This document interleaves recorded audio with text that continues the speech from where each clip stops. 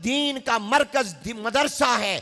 यहीं से इस्लामी सियासत निकली, यहीं से दावत और तबलीग निकली, यहीं से तशरीफ और तालीफ निकली, और यहीं से वो उलामा निकले जिन्होंने बातिल फितरों का मुकाबला किया।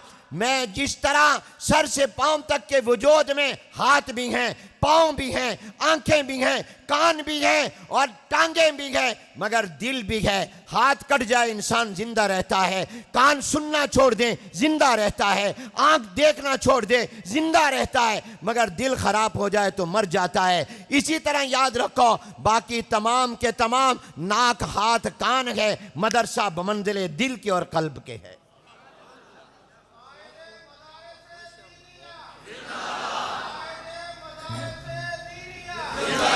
मेरे दोस्तों, मदरसे को आबाद करो, मदरसे को आबाद रखो, मदरसे की से मोहब्बत करो, मदरसे से जुड़ो, मदरसे बनाओ, मदरसों में बच्चे भेजो। जब तक मदरसा मौजूद है इंशाअल्लाह इस्लाम के पहरेदार चौकीदार निकलते रहेंगे।